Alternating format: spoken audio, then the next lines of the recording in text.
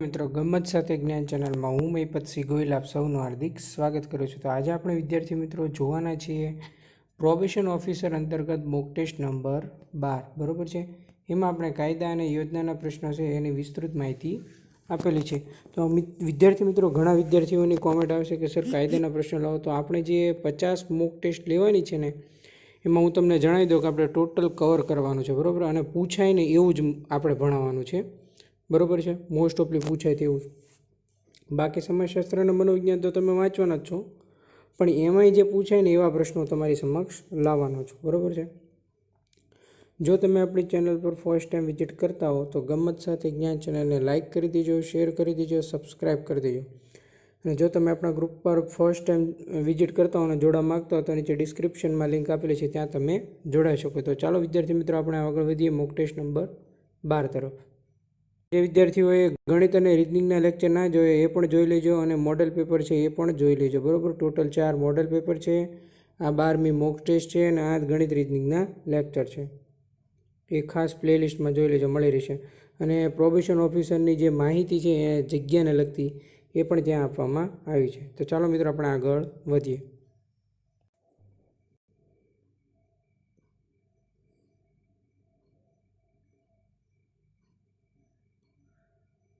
તો વિદ્યાર્થી મિત્રો probation officer mock test number 12 બરાબર છે। એમાં આપણે પ્રશ્ન 1, પરિવીક્ષા અધિકારી એટલે શું બરાબર છે। આમાં વિદ્યાર્થી મિત્રો આપણે પ્રોબેશન ઓફ ઓફેન્ડર્સ એક્ટ 1958 છે એને સાંકળી લીધો છે। તો પરિવીક્ષા અધિકારી એટલે પરિવીક્ષા અધિકારી તરીકે નિયુક્ત કરેલો અથવા કલમ 13 અન્વયે પરીક્ષા અધિકારી તરીકેનો માન્ય રાખેલો અધિકારી। ટૂંકમાં વિદ્યાર્થી મિત્રો કહેવા જઈએ તો પરિવીક્ષા અધિકારી એટલે કે પ્રોબેશન અધિકારી એને જ કહેવામાં આવે છે, જે પ્રોબેશન ઓફ ઓફેન્ડર્સ એક્ટ અંતર્ગત કલમ 13 અંતર્ગત તેમની જે વ્યાખ્યા છે એ આપવામાં આવી છે। કલમ 13 પૂછે એટલે પરિવીક્ષા અધિકારી આવે, પરિવીક્ષા અધિકારી એટલે કે પ્રોબેશન અધિકારી બરાબર છે।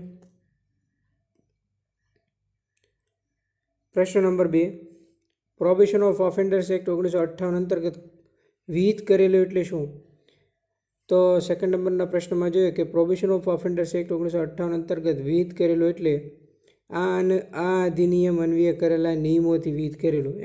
આ અધિનિયમ છે એની અંતર્ગત જે નિયમો છે એને વિહિત કરેલું એટલે કે એ બસ એમના નામ એવા જ ગુણ રાખવાનું તમારી યાદ બરાબર છે। એટલે કે આ અધિનિયમ અંતર્ગત જે નિયમો છે એને વિહિત કરેલા એટલે કે વિહિત કરવું। ત્યારબાદ સેકન્ડ નંબરનો પ્રશ્ન, ત્રીજા નંબરનો, ઠપકા પછી અમુક ગુનેગારોને છોડી મૂકવાનો ન્યાયાલયનો અધિકારની જોગવાઈ પ્રોબેશન ઓફ ઓફેન્ડર્સ એક્ટની કઈ કલમમાં કરવામાં આવી છે? કે ઠપકા પછી અમુક ગુનેગારને છોડી મૂકવાનો ન્યાયાલયનો અધિકાર, આની જોગવાઈ પ્રોબેશન ઓફ ઓફેન્ડર્સ એક્ટની કલમ 3માં છે, એમની જોગવાઈ કરવામાં આવી છે। એમાં સમજૂતી જોઈએ કે જ્યારે કોઈ પણ શખ્સ છે બરાબર છે એ ભારતીય દંડ સંહિતા 1860ની 45મી કલમ 379 આપણે ચોરીની છે બરાબર, હવે BNSS અંતર્ગત કલમ ફરેલી છે બરાબર, કે ઠપકા પછીની કલમ 380 અથવા 381 અથવા કલમ 304, કલમ 420 અન્વયે શિક્ષા થઈ શકે એવા અમુક ગુને માટે અથવા ભારતીય દંડ સંહિતા અથવા બીજા કોઈપણ વિવિધ અન્વયે 2 વર્ષ કરતાં વધારે ન હોય તેવી કેદની અથવા દંડની અથવા બંનેની શિક્ષા થઈ શકે તેવો કોઈપણ ગુનો કર્યા બદલ અપરાધી માલુમ થાય અને તેની સામે કોઈપણ પૂર્વ દોષ સિદ્ધિ સાબિત થઈ ન હોય અને જે ન્યાયાલયને તે શખ્સ અપરાધી જણાય તો ન્યાયાલય એવો અભિપ્રાય હોય તો, એટલે કે વિદ્યાર્થી મિત્રો આમાં ક્રમશઃ એમ કહેવા માગે છે કે 2 વર્ષની સજા, 2 વર્ષ કે તેનાથી ઉપરની સજા થઈ હોય એવા કોઈ પણ કોઈ બાળ ગુનેગારો હોય એમને ઠપકો આપીને છોડી મૂકવાનો છે એ અધિકાર છે એ પ્રોબેશન ઓફ ઓફેન્ડર્સ એક્ટની કલમ 3 અંતર્ગત છે એ આપવામાં આવ્યો છે। અને આવા ગુનેગારો છે ગુનાનો પ્રકાર અને ગુનેગારના ચારિત્ર્ય સુદ્ધા તે કેસમાં સંજોગો ધ્યાનમાં લેતા તેમ કરવાનું આવશ્યક છે, ત્યારે તે સમયે અમલમાં હોય તેવા બીજા કોઈપણ વિધિમાં ગમે તે મજકૂર હોય તેમ છતાં ન્યાયાલય કોઈપણ શિક્ષાની તેને સજા કરવાને અથવા કલમ 4 અન્વયે સારી વર્તણૂકની પરિવીક્ષા પર છોડી મૂકવાને બદલે યોગ્ય ઠપકા પછી તેને છોડી મૂકશે। જો વિદ્યાર્થી મિત્રો હું તમને આખું સમજાવી દઉં। હવે પ્રોબેશન ઓફ ઓફેન્ડર્સ એક્ટ પહેલાં હું છે ને વાંચી નાખું એટલે તમને એમ નહીં સમજવાનું કે સર તો બધું વાંચી ગયા, પણ હું એકવાર વાંચી નાખું પછી તમને અંદર શોર્ટલી ડીપમાં સમજાવું. માનો કે આમાં શું કીધું છે કે કોઈ બાળ ગુનેગાર હોય, બરાબર છે, એમણે કોઈ ગુનો કર્યો હોય, 2 વર્ષની સજા હોય કે 2 વર્ષથી વધારે વર્ષની સજા હોય, એમાં કોઈ ગુનામાં જો એ દોષિત ઠેરવાય, બરાબર છે, તો એમે સજા કરતાં પહેલાં એને ઠપકો આપ્યા પછી છે ને એને ગુનેગારને છોડી મૂકવો જોઈએ. આવો ન્યાયાલયને અધિકાર છે. કોને અધિકાર આપવામાં આવ્યો છે? ન્યાયાલયને. કયા એક્ટ અંતર્ગત? તો કે પ્રોબેશન ઓફ ઓફેન્ડર્સ એક્ટ અંતર્ગત. કઈ કલમ અંતર્ગત? કે કલમ 3 અંતર્ગત છે એ એમને હક છે, એનો જે અધિકાર છે એ આપવામાં આવ્યો છે કે ઠપકા પછી એને ઠપકો આપીને છોડી મૂકો, એમ એને સજા કરવાની નથી, એને ઠપકો આપીને છોડી મૂકો. પણ છોડી મૂકતા પહેલાં કલમ 4ને ધ્યાને લેવાની રહેશે. એ નેક્સ્ટ પ્રશ્નમાં જોઈ લે. બસ એમને ન્યાયાલયે કોઈ બાળ ગુનેગાર હોય એને ઠપકો આપીને છોડી મૂકતા પહેલાં કલમ 4 એટલે કે સારી વર્તણૂકની પરિવીક્ષા પર અમુક ગુનેગારને છોડી મૂકવાની જોગવાઈ પ્રોબેશન ઓફ ઓફેન્ડર્સ એક્ટ 1958ની કઈ કલમમાં કરવામાં આવી છે? તો કલમ 4માં છે.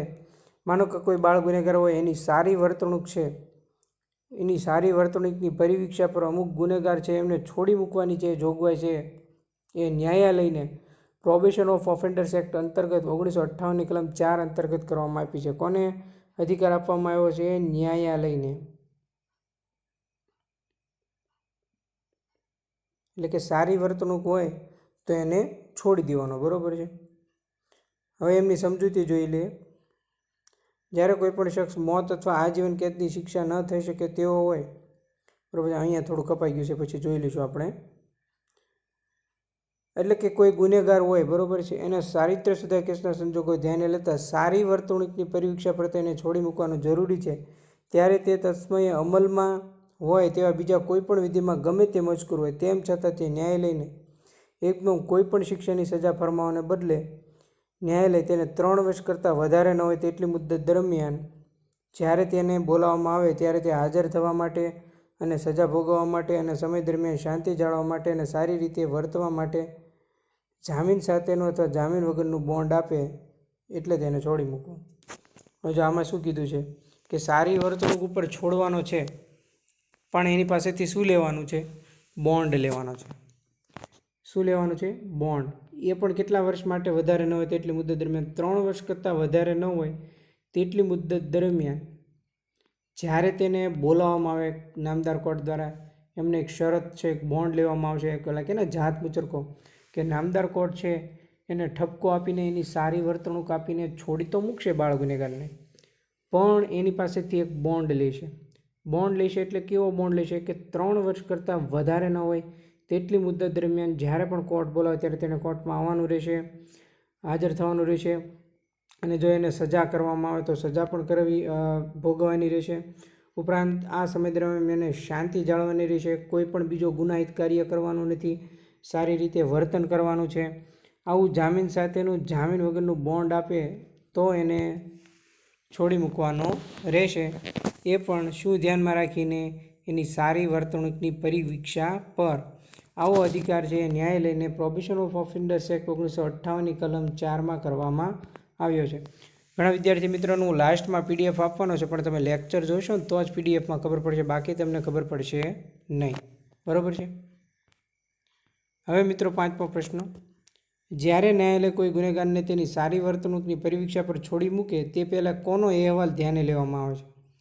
હવે જો કોઈ ન્યાયાલય છે ગુનેગારને એની વર્તણૂક સારી છે, છોડી દીધો, તમે જે પોસ્ટની તૈયારી કરો છો ને એ પોસ્ટ અંતર્ગત તમારે એક અહેવાલ છે એ કોર્ટને મોકલવામાં આવશે કે તમારી અંદર જે બાળ ગુનેગારો તમને સોંપવામાં આવે છે એની વર્તણૂક સારી છે કે નહીં, એનો અહેવાલ છે એ તમારે ન્યાયાલયને કરવાનો છે. ન્યાયાલય એ અહેવાલને ધ્યાનમાં રાખીને છે એ કોઈ પણ ગુનેગારને છોડી મૂકશે. એટલે આ અહેવાલ તમારે વ્યવસ્થિત અને 100% શુદ્ધતાપૂર્ણ આપવાનો છે, બરાબર છે. એને ધ્યાનમાં રાખીને જ ગુનેગારને છોડવામાં આવશે, બરાબર છે. ખાસ યાદ રાખજો.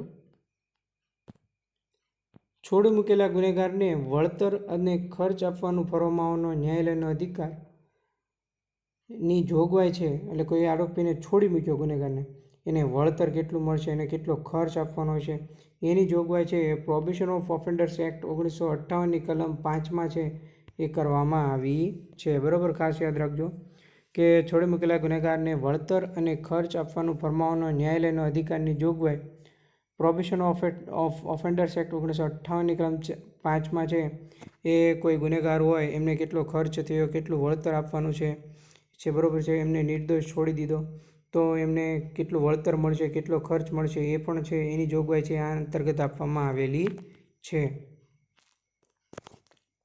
7મો પ્રશ્ન, 21 વર્ષથી નીચેની ઉંમરના ગુનેગારને કેદ કરવાના કારણે માટેની જોગવાઈ પ્રોબેશન ઓફ ઓફેન્ડર્સ 1958ની અંતર્ગત કઈ કલમમાં કરવામાં આવી છે? તો કે કલમ 6માં કરવામાં આવી છે કે 21 વર્ષથી નીચેની ઉંમરના ગુનેગારને કેદ કરવાના, જો 21 વર્ષથી નીચેની ઉંમરના ગુનેગારો હોય એને કેદ કરવા માટેના જે કારણો છે, સૌ પ્રથમ તો આ જેટલા બાળ ગુનેગારો છે એને તમે લોકઅપમાં ના રાખી શકો.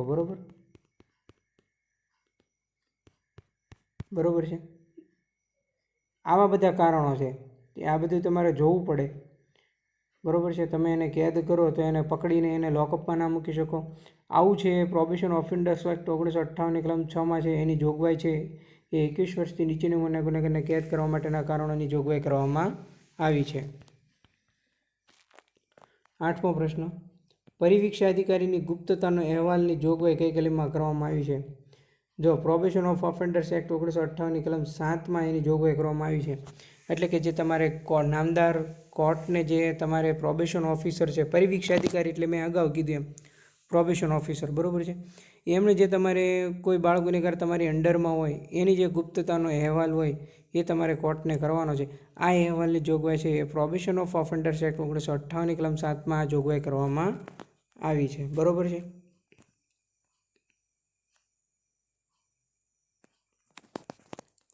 9મો પ્રશ્ન, પરિવીક્ષાની શરતોમાં ફેરફાર કરવાની જોગવાઈ પ્રોબેશન ઓફ ઓફેન્ડર્સ એક્ટ 1958ની કઈ કલમમાં કરવામાં આવી છે? હવે જે તમે પ્રોબેશન ઓફિસર તરીકે નામદાર કોર્ટને જે અરજી કરો કે કલમ 4, બરાબર, કલમ 4 આપણે જોઈ ગયા પ્રોબેશન ઓફ ઓફેન્ડર્સ એક્ટ એટલે કે સારી વર્તણૂક પર ન્યાયાલયે છોડી રાખવાનો અધિકાર છે. એ પ્રોબેશન ઓફ ઓફેન્ડર્સ એક્ટ કલમ 4 અંતર્ગત આપો. જો હું પહેલાં જે બોલું છું ને એ સાંભળજો ધ્યાનથી, તો તમને પરીક્ષામાં ક્યાંક ને ક્યાંક આવો પ્રશ્ન આવશે તો ખબર પડશે, બાકી ખબર નહીં પડે તમને. કે જે કલમ 4 અંતર્ગત છે એ ન્યાયાલયને અધિકાર આપવામાં આવ્યો છે કે કોઈ ગુનેગાર હોય એની વર્તણૂક સારી હોય તો એને છોડી મૂકો. બરાબર છે. અને કલમ 3માં એવી જોગવાઈ કરવામાં આવી છે કે ઠપકો આપીને છોડી મૂકો, ભલે પછી 2 વર્ષથી વધારે ગુનો હોય કે. તો જ્યારે છોડી મૂકો ત્યારે એને જે 3 વર્ષ માટેનું બોન્ડ હોય, જે તારીખે કોર્ટ બોલાવે એ તારીખે એમને કોર્ટમાં આવવાનું છે. બરાબર છે. આવી બધી શરતો અને બોન્ડમાં ફેરફાર કોર્ટ ધારે તો એમાં ફેરફાર પણ કરી શકે. એની જોગવાઈ છે ક્યાં કરવામાં આવી છે? કલમ 8માં કરવામાં આવી છે. જો પરિવીક્ષા અધિકારીની અરજી પરથી જે ન્યાયાલય ગુનેગારના સંબંધમાં કલમ 4 અન્વયે મેં તમને કીધું આદેશ કરે, કલમ 4માં શું કીધું છે કે એને સારી વર્તણૂક પર છોડી દીધો. હવે કોઈ પણ ન્યાયાલયનો એવો અભિપ્રાય હોય કે ગુનેગાર કે એના હિતમાં ગુનેગારે કરેલી કોઈ પણ બોન્ડની શરતમાં ફેરફાર કરવાનું અથવા આવશ્યક છે તો ન્યાયાલય જેટલી મુદ્દત સુધી બોન્ડ અમલમાં હોય તે મુદ્દત દરમિયાન કોઈપણ વખતે તે મુદ્દત મૂળ આદતે શેની તારીખથી 3 વર્ષ કરતાં વધે નહીં તેવી રીતે મુદ્દતમાં વધારો અથવા ઘટાડો કરીને તો તેની શરતોમાં ફેરફાર કરીને તેમાં, જો આમાં કંઈ જ નહીં, હું તમને કહી દઉં, સમજાવી દઉં કે ન્યાયાલય છે એ બરાબર છે કલમ 3 અંતર્ગત ઠપકો આપીને છોડી મૂકે. કલમ 4 અંતર્ગત એની પ્રોબેશન ઓફિસરની ગુપ્તતાનો અહેવાલ કલમ 7 અંતર્ગત કોર્ટને આપવામાં આવે છે. કલમ 4 અંતર્ગત જો એની સારી વર્તણૂક હોય તો એ વર્તણૂકને ધ્યાનમાં રાખીને કોર્ટ એને છોડી દે, પણ એની પાસેથી 3 વર્ષ કરતાં વધારે નહીં તેટલી મુદ્દતનો બોન્ડ લે અને જ્યારે કોર્ટ ફરમાવે ત્યારે કોર્ટમાં હાજર રહેવાની શરત મૂકે. હવે કોર્ટને એમ લાગે કે આમાં મારે સુધારો વધારો કરવો હશે બોન્ડમાં, તો આ જે પરિવીક્ષાની શરતોમાં ફેરફાર કરવાની જોગવાઈ છે એ કલમ 8માં કરવામાં આવી છે. આટલું હું ડીપલી સમજી ગયો છે. બરાબર છે. તમે પેલું માઇન્ડ છે ને એકાગ્રચિત્તે રાખજો તો તમને ખબર પડશે. બાકી બધો કાયદો તમારે સમજવો બધો ઉપરથી રહેશે, હું તમને મારી થોડી યાદ દેવરાવીશ. બરાબર છે.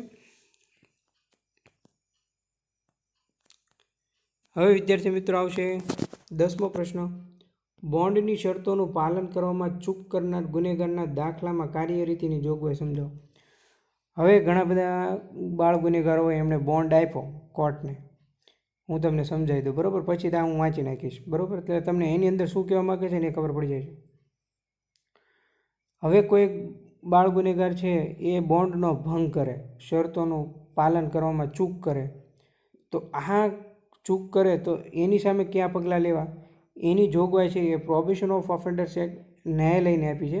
પ્રોબેશન ઓફ ઓફેન્ડર્સ એક્ટ 1958 કલમ 9 છે એની જોગવાઈ કરવામાં આવી છે. જો સમજૂતી સમજીએ આપણે કે જે ન્યાયાલયને ગુનેગારના સંબંધમાં કલમ 4 અન્વયે આદેશ કરે કે ભાઈ એની સારી વર્તણૂક છે, છોડી દીધો, એની પાસેથી બોન્ડ લીધો કે 3 વર્ષ સુધી કોર્ટ જ્યારે ફરમાવે ત્યારે કોર્ટમાં હાજર રહેવું, સજા ભોગવા માટે પણ તૈયાર રહેવું પડશે, શાંતિ જાળવવી પડશે, બીજા કોઈ ગુનામાં સંડોવાનો નથી, આવી બધી શરતો રાખી.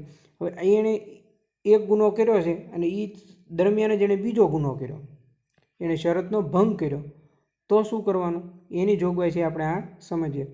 તો ન્યાયાલય ગુનેગારને મૂળ ગુનાના સંબંધમાં તેની તજવીજ કરી શકે તે ન્યાયાલયને પરિવીક્ષા અધિકારીના અહેવાલ પરથી અથવા બીજી રીતે એમ માનવાને કારણ હોય કે ગુનેગારે કરેલા બોન્ડ અથવા બોન્ડોની કોઈપણ શરતોનું પાલન કરવામાં ચૂક કરી છે તો તેની ધરપકડ કરવા માટે અધિપત્ર કાઢી શકશે, અને જો તેને યોગ્ય લાગે તો તેના પર અથવા જામીન પર કોઈ પણ હોય તેના પર વોરંટ કાઢવામાં આવશે. વિદ્યાર્થી મિત્રો, આમાં શું કીધું છે કે કાંઈ નહીં, જો હું તમને સમજાવી દઉં કે એક ગુનો કર્યો છે બરાબર છે, પછી તમને બોન્ડ આપ્યો, શરત આપ્યો, કોર્ટે તમને છોડી દીધા, સારી વર્તણૂક કરી છે, સોરી બાળ ગુનેગારને કહું છું, હું તમને નથી કહેતો, પણ જો તમે એ દરમિયાન આ સમય દરમિયાન બીજો ગુનો કર્યો તો કોર્ટ છે એ શરતનો ભંગ કર્યો એટલા માટે તેમને વોરંટ કાઢી શકશે, નોન બેલેબલ વોરંટ પણ કાઢી શકે બરાબર, NBW એટલે કે એની ધરપકડ કરશે, એટલે કે અધિપત્ર કાઢી શકશે, એટલે કે એને ધરપકડ કરવા માટે અધિપત્ર કે એને ધરપકડ કરીને એને હાજર કરો એમ. આપણે નોન બેલેબલ વોરંટ છે કોર્ટની ભાષામાં કહીએ. કોર્ટમાં વોરંટ બે પ્રકારના આવે, બેલેબલ અને નોન બેલેબલ. BW એટલે બેલેબલ એટલે કે એમાં જામીન મળે, અને નોન બેલેબલ એટલે એમાં જામીન ન મળે એટલે એની સીધી ધરપકડ કરવામાં આવે બરાબર છે. ઓકે, તો આ હતી ક્વેશ્ચન નંબર 10ની સમજૂતી, જે કલમ 9 છે એની સમજૂતી આપવામાં આવી છે. જો તમને ના ખબર પડે તો તમે ફરી એકવાર મારો લેક્ચર સાંભળી લેજો તો ખબર પડી જશે બરાબર. હવે જો ક્રમશઃ આપણે આ ઉપર જ જોઈએ, તેની સમક્ષ હાજર રહેવાનું તો તેને ફરમાવતું આહવાનપત્ર કાઢી શકશે બરાબર છે. હવે જ્યારે ન્યાયાલયની સમક્ષ ગુનેગારને એવી રીતે લાવવામાં આવ્યો હોય અથવા હાજર થાય તો ન્યાયાલય તેને મુકદ્દમો પૂરો ન થાય ત્યાં સુધી તેને અભિરક્ષામાં પાછો મોકલી શકશે, અથવા જે તારીખથી તે સુનાવણી માટે નક્કી કરે તે તારીખે હાજર રહેવા માટે તારણવાળા અથવા તારણ વગરના જામીન તે મંજૂર કરી શકે. હવે એણે શરતનો ભંગ કર્યો બરાબર છે, તો ન્યાયાલય છે તેને અભિરક્ષામાં મોકલી દેશે, જે એની દેખરેખ અંતર્ગત પ્રોબેશન ઓફિસરને એ સોંપી દેશે બરાબર છે, કેમ કે એણે શરતનો ભંગ કર્યો, અથવા એને છે જે તારીખે સુનાવણી માટે નક્કી કરી હોય ને એ તારીખે હાજર રહેવા માટે એના જામીન છે એ મંજૂર કરી શકશે બરાબર છે. પણ આ દરમિયાન છે એમણે બધી શરતોનું પાલન કરવાનું રહેશે, તો જ એના જામીન ફરીથી મંજૂર થશે, બાકી મંજૂર થશે નહીં.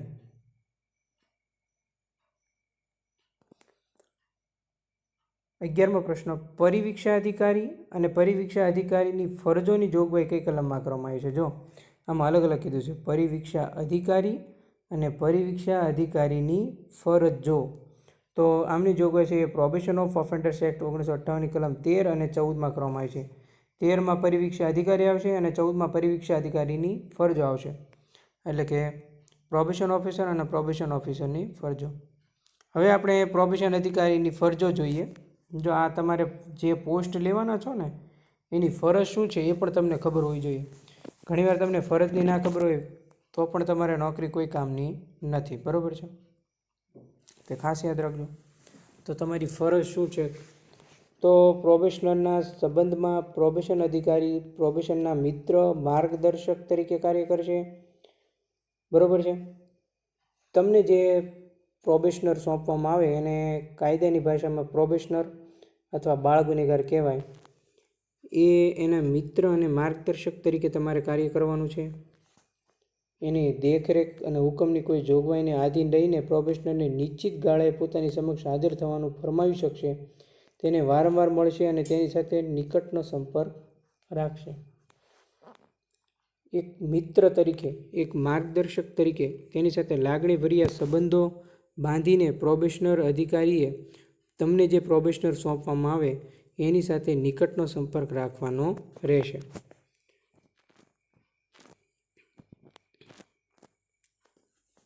સેકન્ડ નંબરનો જોઈએ. પ્રોબેશનર સાથેની મુલાકાતમાં પ્રોબેશનર અધિકારી તેને કેમ વર્તવું તે વિશે તેને સલાહ આપશે.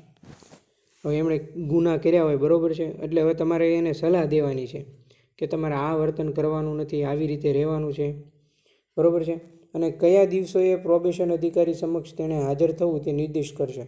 હવે તમારે એને નિર્દિષ્ટ કરી દેવાનું છે કે આ તારીખે તમારે આ સમક્ષ આ જગ્યાએ તમારે હાજર રહેવાનું છે, બરાબર છે. પ્રોબેશનરને અનાવશ્યક હાડમારી ન પડે તો તેની એકાંતતા જળવાય એવી રીતે તેને હાજર થવામાં સમય અને સ્થળ નક્કી કરવામાં આવશે અને પ્રોબેશનરને જણાવશે કે તેવી રીતે હાજર થવામાં પક્ષે કોઈ કસૂર થાય તો તેને સંતોષકારક. આ થોડુંક કપાઈ ગયેલું છે ને, એવું છે ને, હું એડિટ કરીને મૂકી દઈશ આખી PDF, બરાબર, એટલે જોઈ લેજો તમે. એટલે વિદ્યાર્થી મિત્રો, આમાં કંઈ નથી કીધું કે એમાં બીજું સેકન્ડ પ્રોબેશન ઓફિસરની ફરજ એ છે કે તેને કઈ રીતે પ્રોબેશનર તમને સોંપવામાં આવે બાળ ગુનેગાર, એને વર્તન કઈ રીતે કરવું એની સલાહ આપવાની છે. ઉપરાંત તમારે શાંત અને એકાંત જગ્યા હોય, બરાબર છે, એવું સમય અને સ્થળ નક્કી કરવાના છે, બરાબર છે. આટલી વસ્તુ છે એ ખાસ યાદ રાખવાની છે, તમારી ફરજમાં આવશે. ઉપરાંત પ્રોબેશનરે કરેલી પ્રગતિ અને તેણે સામનો કરવો પડ્યો હોય તેવી મુશ્કેલીઓનો ખ્યાલ આવે તે માટે પ્રોબેશન અધિકારી પ્રોબેશનરના ઘરની આસપાસ અથવા યોગ્ય જણાય તો તેના વ્યવસાયની આજુબાજુમાં તેની મુદ્દતે મુલાકાત લેશે. હવે તમારે જે પ્રોબેશનર છે, તમને જે પ્રોબેશનર સોંપવામાં આવે એને તમે અમુક સ્થળ અને સમય નક્કી કરી નાખો. ઉપરાંત તમારે છે એ પ્રોબેશનરના ઘરની આસપાસ અથવા યોગ્ય જણાય તો તેના વ્યવસાયની આજુબાજુમાં છે એ મુદ્દતે મુલાકાત લેવાની છે અને આજુબાજુમાં જે લોકો રહેતા હોય એને પૂછવાનું છે કે આ ભાઈ છે એ મારી અંડરમાં છે, એ તમારે ગુપ્તતા જાળવાની છે બધી, કે એનું વર્તન કેવું છે, એના વર્તનમાં કોઈ સુધારો આવ્યો કે નહીં, એણે આ ગુનો કર્યો હતો, એની મુલાકાત લેશે. હવે જો કોઈ પ્રોબેશનર શાળા કોલેજમાં જતા હોય, બરાબર છે, તો શાળા કોલેજમાં પણ કોઈ ગુનાહિત કાર્ય કરતા નથી ને કે નહીં, એની મુલાકાત છે એ સંસ્થામાં પ્રોબેશનરની મુલાકાત લેવી નહીં. જો તમે સંસ્થામાં જશો તો ખબર પડી જાય છે, પણ પ્રોબેશનરના હિતને કોઈ રીતે બાદ આવ્યા સિવાય તેની હાજરીની વર્તણૂક પ્રગતિ વિશે સંસ્થાના શિક્ષક અથવા યુટર અથવા વડા મારફતે તપાસ કરી શકશે. હવે તમે ડાયરેક્ટ તમારી અંડરમાં હોય એટલે તમારા સંપર્કમાં આવી ગયો, એક મિત્ર અને માર્ગદર્શક તરીકે તમે તેની સાથે સંબંધ કેળવ્યો, હવે એ તમને ઓળખે છે. હવે જો તમે કોઈ કોલેજમાં જશો, એ ભણતો હોય ત્યાં, બરાબર, શાળા કોલેજમાં, તો એ તો તમને જોઈને વર્તન એની સારી જ કરી દેવાનો છે, એમાં ફેરફાર કરી દેવાનો છે. તો એવું ના બનવું જોઈએ. એ શાળા કે કોલેજના જે આચાર્ય હોય, પ્રિન્સિપાલ હોય કે એના વડો હોય કે યુટર હોય, એના મારફતે તમારે તપાસ કરવાની છે. એમને પૂછવાનું છે કે આ જે વ્યક્તિ છે એ પ્રોબેશનર છે, એમણે આ ગુના કરેલા છે, હું પોતે PO તરીકે નોકરી કરું છું, એમના વર્તનમાં સુધારો આવ્યો છે કે નહીં, કેવું વર્તન છે, એ એની તપાસ કરવાની છે. આ થઈ ફરજ નંબર 5. પ્રથમ મહિના દરમિયાન દર અઠવાડિયે એકવાર પ્રોબેશનની મુદ્દતની બાકીની પ્રથમ અડધી મુદ્દતના ભાગ દરમિયાન દર પખવાડિયે એકવાર અને બાકીની મુદ્દત દરમિયાન દર મહિને એકવાર કરતાં ઓછી હોવી જોઈએ નહીં. હવે જે મુલાકાત લ્યો એ પ્રથમ મહિના દરમિયાન દર અઠવાડિયે એકવાર મુદ્દત લેવાની, બરાબર છે, ઓકે. દર અઠવાડિયે એકવાર, પછી દર પખવાડિયે એકવાર, એટલે કે દર તમે 7 દીએ એકવાર મુલાકાત લીધી, પછી 14 દીએ 15 દીએ એકવાર લીધી, અને પછી દર મહિને એકવાર કરતાં ઓછીની એમ તમારે મુલાકાત લેવાની છે. શરૂઆતમાં મહિના દરમિયાન છે, પ્રથમ મહિના દરમિયાન તમારે દર અઠવાડિયે મુલાકાત લેવાની, પછી પખવાડિયામાં એકવાર ને પછી મહિનામાં એકવાર.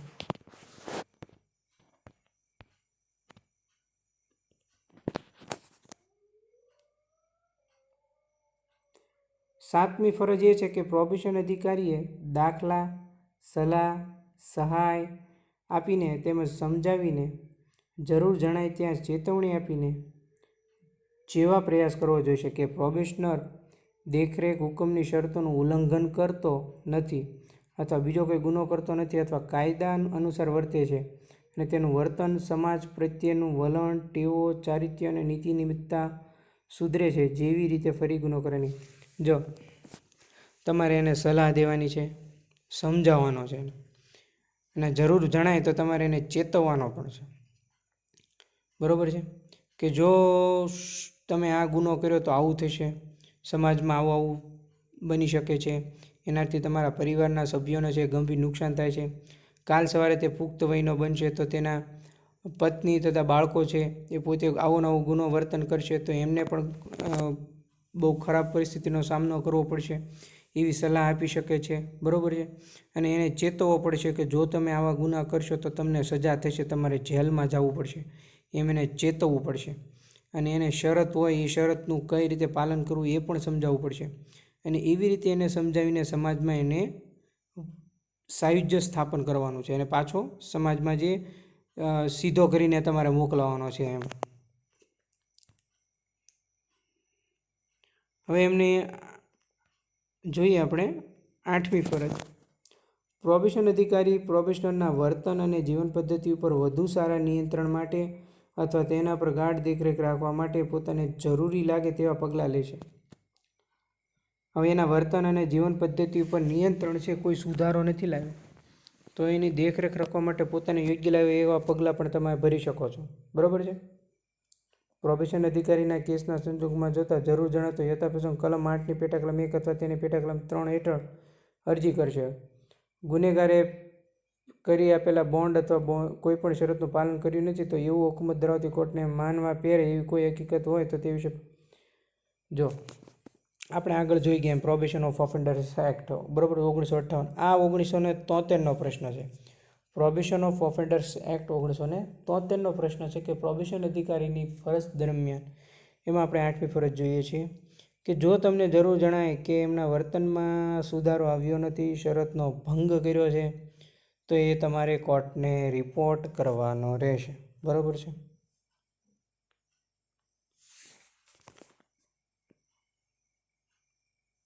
નવમું, પ્રોબેશન અધિકારીએ સમાજમાં પ્રોબેશનના પુનર્વસાહટમાં એવી રીતે મદદ કરવી કે જેથી તે ગુનો કરવા તરફ પાછા વળે નહીં.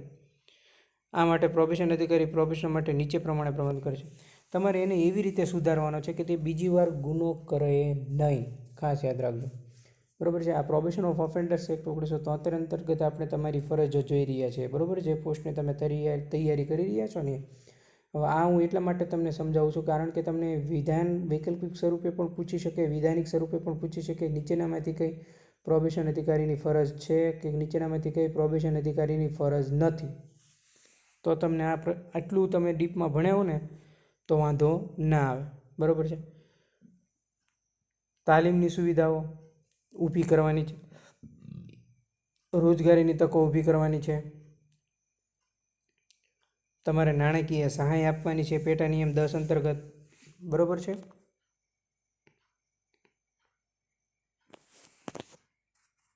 દસમી ફરજ, પ્રોબેશન અધિકારી છોડી મૂકેલા પ્રોબેશનરોએ તેમના પુનર્વસટમાં કેટલી પ્રગતિ કરી છે તે જોવા માટે પોતાને જરૂર લાગે તેટલી મુદત સુધી તેમનો સતત સંપર્ક જાળવશે.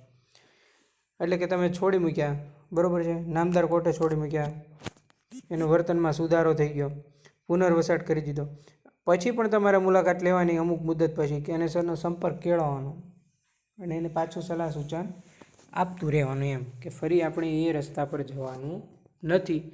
એના રસ્તા પર જો તમે જશો તો આ આટલા ગેરફાયદા છે. પ્રોબેશન અધિકારી શક્ય હોય ત્યારે ઉત્તર પરિચર્ય યોજનામાં સંગઠનમાં ભાગ લેશે. બરાબર છે. હવે વિદ્યાર્થી મિત્રો આ આપણી પ્રોબેશન અધિકારીની ફરજો જોઈ ગયા.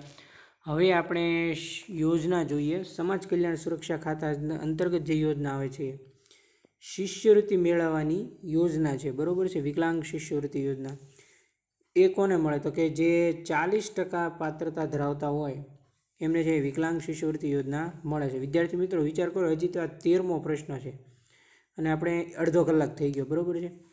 ઘણા વિદ્યાર્થીઓએ કોમેન્ટ કરી હતી કે સર એવા લેક્ચર લાવો કાયદાના અને અમને ખૂબ ગળે ઉતરી જાય. તો મારા ધ્યાનમાં તો હતા જ, હું ધીમે ધીમે પીરસવાનો હતો અને ધીમે ધીમે હું પીરસીશ. બરાબર છે. તો એ વિદ્યાર્થી મિત્રો ખાસ હું ગણાવી દઉં કે આ બધા પ્રશ્નો તમે ખાસ નોટ કરવા હોય તો નોટ કરી લો. લાસ્ટમાં હું PDF આપીશ. જે વિદ્યાર્થી લેક્ચર રેગ્યુલર જોવો છે ને બધી PDF મેં ક્રમમાં સાચવીને રાખી છે. મોક ટેસ્ટ 1 2 3 4 5 6 7 8 9 10 11 અને 12 બરાબર. એકદમ લાસ્ટમાં આપીશ રિવિઝન માટે. જે મહેનતુ વિદ્યાર્થીઓ છે ને એને ખાસ. ધોરણ 1 થી 8માં ભણતા દિવ્યાંગ વિદ્યાર્થીઓને કેટલી વાર્ષિક શિષ્યવૃત્તિ મળશે? 1500 બરાબર છે. કેટલી મળશે? 1500. અને એવી જ રીતે ધોરણ 9 કે ઉચ્ચ અભ્યાસ કરતા દિવ્યાંગ વિદ્યાર્થીઓને વાર્ષિક રૂપિયા 2000 કે 4500 સુધી છે એ શિષ્યવૃત્તિ મળશે, પણ ક્યારે? 40% જેટલી વિકલાંગની પાત્રતા ધરાવતા હો તો. 14મો પ્રશ્ન, ધોરણ 1 થી 8ની શિષ્યવૃત્તિનો વાર્ષિક દર 10 માસ સુધી કેટલો હોય છે? 1500 રૂપિયા. આપણે આગળ જોઈ ગયા એમ બરાબર છે. અને 9 થી 12 અને ITI સમકક્ષ શિષ્યવૃત્તિનો વાર્ષિક દર કેટલો હોય છે? 10 માસ સુધી 2000 રૂપિયા. જો 1 થી 8 માટે 1500 રૂપિયા, 9 થી 12 માટે 2000 રૂપિયા, પછી 9 થી 12 અને ITI સમકક્ષ બરાબર છે. પછી 16મો પ્રશ્ન, 9 થી 12 અને ITI સમકક્ષ શિષ્યવૃત્તિનો વાર્ષિક દર 10 માસ સુધી 2500 રૂપિયા બરાબર છે. અને મેં કીધું એમ 2000 2500. અને BA BSc BCom અને સમકક્ષ ડિગ્રી ધરાવતા હોય તો એને 3000 રૂપિયા બરાબર છે. 1 થી 8 1500, 9 થી 12 છે. અને જે ITI સમકક્ષ શિષ્યવૃત્તિનો વાર્ષિક 10 છે એમાં કેટલા વિદ્યાર્થી મિત્રો આવશે? 2000 થી 2500 બરાબર છે.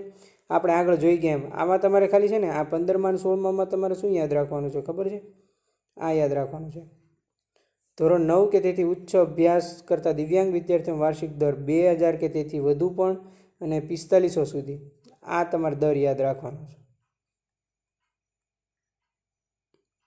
એ તમારી લાયકાતના પ્રમાણમાં હોય એમ બરાબર છે. આ 9 થી 12 છે ITI સમકક્ષ. અને BA BSc BCom સમકક્ષ જે ડિગ્રી આવે બરાબર છે 3000. ટૂંકમાં આવશે એની વચ્ચે જ,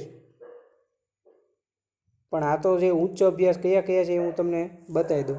તમને સ્પેસિફિક પરીક્ષામાં એમ પૂછી શકે કે ધોરણ 1 થી 8ની શિષ્યવૃત્તિનો વાર્ષિક દર માસના કેટલો હોય?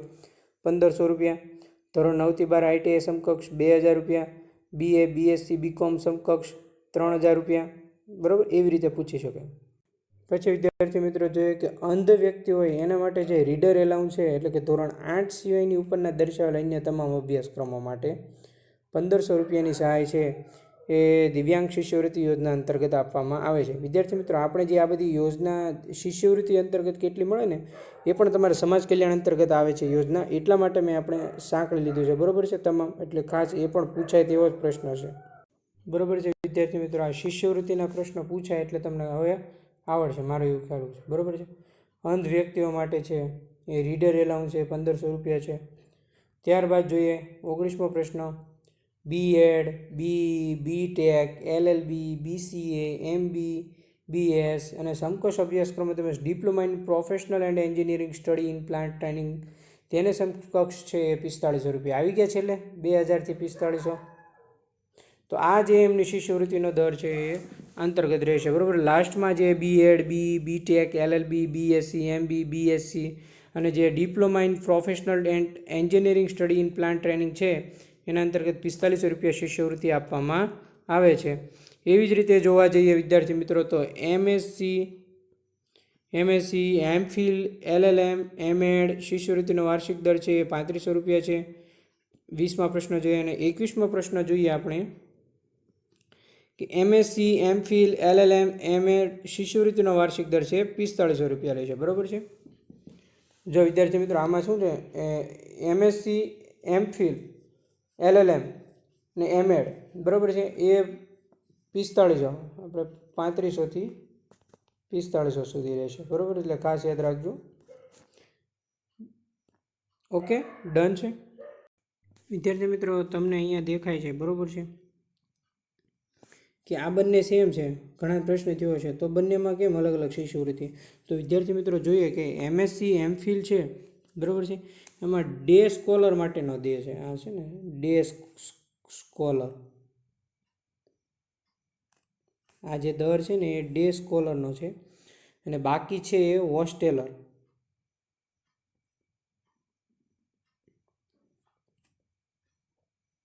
બરાબર છે. આગળ પણ આપણે જોઈ ગયા. બરાબર છે.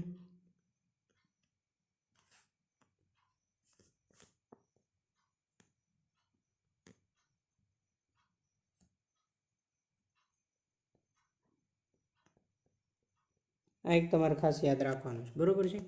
એ હું PDF છે એડિટ કરીને તમને મૂકીશ, એટલે તમારે છે ને એમાં વાંધો નહીં આવે. એમાં હું એડ કરી દઈશ એમ. નકર તમારે પછી લોચા થાય કે એકના એક પ્રશ્નમાં તમે એમ વિચારશો કે ભાઈ 2000 કરવા કે 2500 કરવા. બરાબર. ડે સ્કોલર દર અને હોસ્ટેલર દર છે.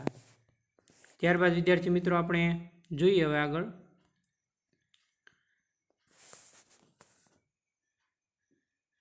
જે દિવ્યાંગ વિદ્યાર્થીઓ છે એમને શિષ્યવૃત્તિ આપવાની યોજનાનું અરજીપત્રક કઈ રીતે થાય છે? તો દિવ્યાંગ શિષ્યવૃત્તિ છે જે પ્રાથમિક શાળા, હાઈસ્કૂલ તથા કોલેજના આચાર્ય છે અથવા વિદ્યાર્થી દ્વારા www.digitalgujarat.government.in પર ઓનલાઈન સંબંધિત જિલ્લા સમાજ સુરક્ષા કચેરી, તમારા જિલ્લાની જે સમાજ સુરક્ષા કચેરી હોય ત્યાં છે એ દિવ્યાંગ વિદ્યાર્થીઓને શિષ્યવૃત્તિ માટેની છે એ અરજી કરવાની હોય છે.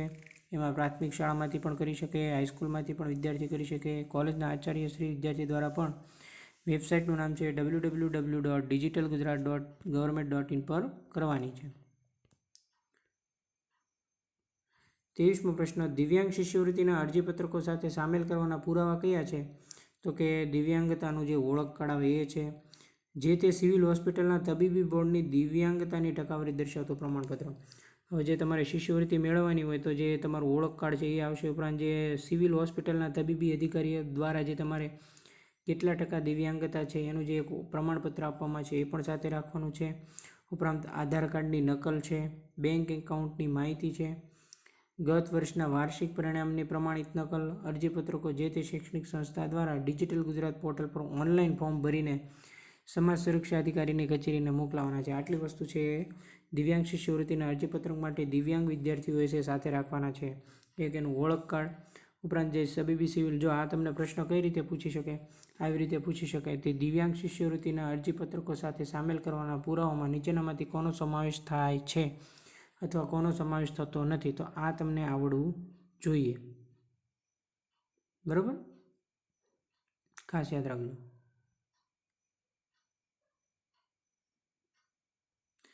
દિવ્યાંગ શિષ્યવૃત્તિ મંજૂર કરવાની સત્તા કોની છે? જિલ્લા સમાજ સુરક્ષા અધિકારીની છે.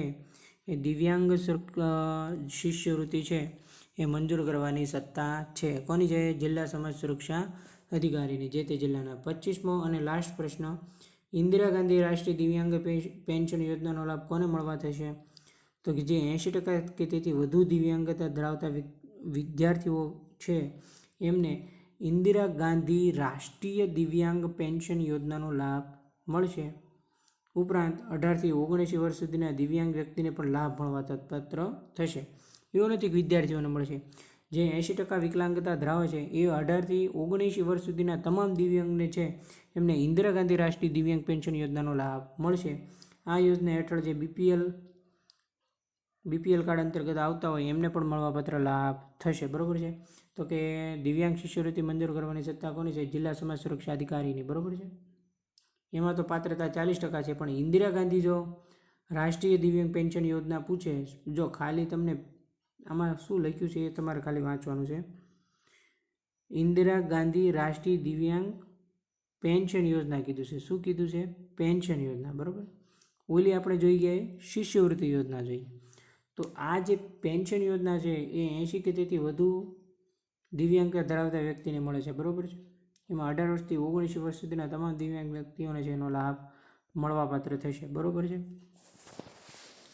તો વિદ્યાર્થી મિત્રો, આ હતો આજનો આપણો મોક ટેસ્ટ નંબર 12નો લેક્ચર. જો લેક્ચર સારો લાગ્યો હોય તો લાઇક, શેર અને સબસ્ક્રાઇબ કરવાનું ભૂલતા નહીં.